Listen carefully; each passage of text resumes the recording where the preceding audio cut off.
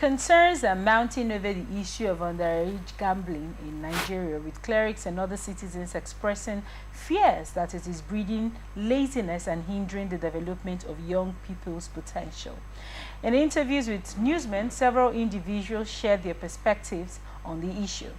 Bishop Charles Igali, General Superintendent of Holy Spirit Mission, Lagos, described underage gambling as a societal deformity requiring urgent attention.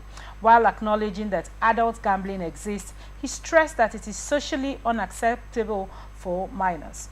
When the people who are supposed to be the leaders of tomorrow become gamblers of today, it is a cause for concern, he stated, urging Nigerian youth to focus on spiritual, intellectual, emotional, and moral development instead. He further warned that gambling fosters laziness and a get-rich-quick mentality, calling on all levels of government to invest in youth development. Mr. Adefolaju Olisa Ademola, an assistant pastor at Redeemed Christian Church of God, Somolu, Lagos, called for government intervention to restrict underage access to all forms of gambling, including online platforms.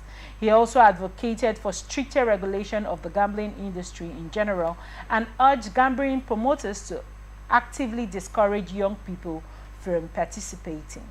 Olisa Ademola emphasized the importance of human capital development, stating that it would be the priority of leaders.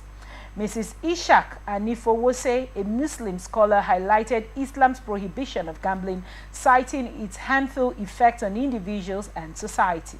She stressed the need to address underage gambling urgently and redirect young people towards self-discovery, talent development, and hard work.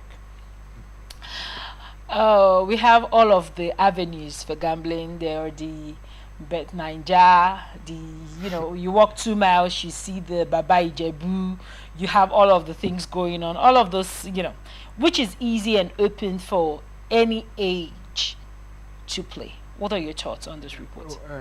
I don't think gambling is accessible. It's open. It's not open to underage children, under 18. How do you think they ascertain the age of a person when they come to play? Good. Well, there is no measure for that. So if there is no measure, that means you cannot ascertain the age. That means it's open for everybody. So what they have to do is to restrict these children from entering their sites. So you log in. When you log in with your details, with your phone number, of course in Nigeria now, I think if you're not up to 18 years, you will not have a phone number. But some children already have phone numbers. So with your phone number, you can log in and then create a password. All these betting platforms, they don't have your face. And then even if you want to bet, you must use a bank account. You must use a bank account to send in money there. So, if somebody is not up to 18 years, he or she should not have access to his or her account. Why do you think they have access? Maybe there is somebody that is aiding them. Maybe they are going to. What happens is that these people, I don't think they can access the online platforms. What they do is that they go to betting shops, they now pay with cash, and now pick the numbers they want. So that one, how to regulate that one, I think the authorities should be going around to arrest them. Why do you think that hasn't been looked into, especially given the fact that we are constantly clamoring for the rise in get-rich scheme, things that have made people to do anything and everything to try to get rich? Why do you think there is not a body that is supposed to be monitoring that young children and underage people are not out there playing gamble? It's just like we said, just like you said, the system, the society now values money over any other thing. And this is as a result of poverty mentality.